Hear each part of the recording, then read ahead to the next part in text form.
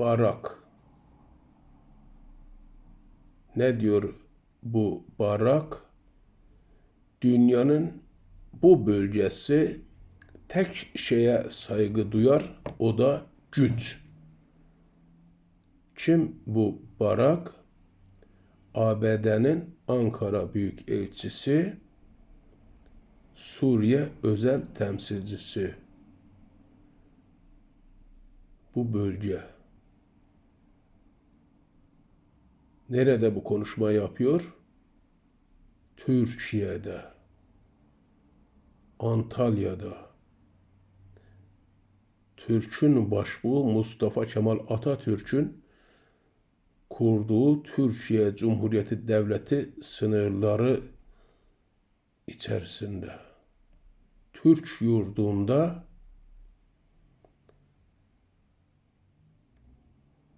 bu bölgenin insanları tek şeye saygı duyar, o da güç diyor. Aşağılıyor Türk milletini ve bu bölgenin insanlarını aşağılıyor. Hakaret ediyor.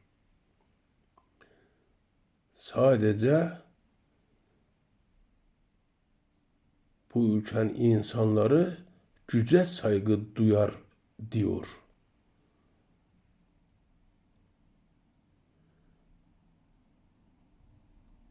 Ve bu ülkeyi yöneten iktidar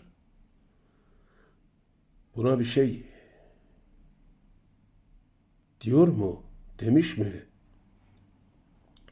Bunu istenmeyen adam ilan etmiş mi? Bunu sınır dışı etmiş mi? Yoksa haklısın,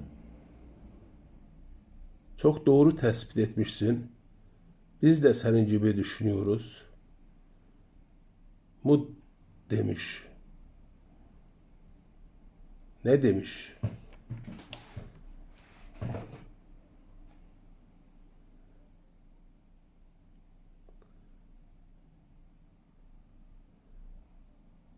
Biz de senin gibi düşünüyoruz.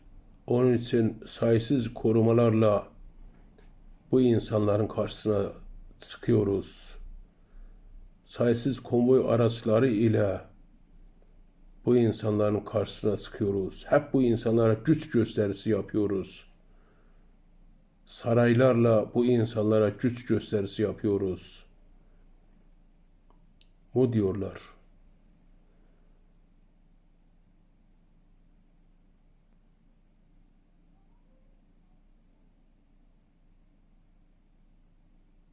Devletin gücünü, kudretini, imkanını, yetkisini bunlara onun için baskı yapıyoruz mu diyorlar.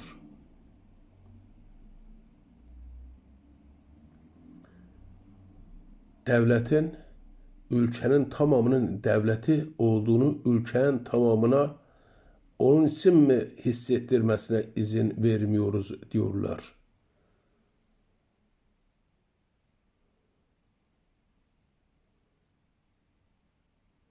Bu ülkenin insanlarına zerre kadar değer veren bir iktidarın buna çok sert bir cevap vermesi gerekir diye düşünüyorum.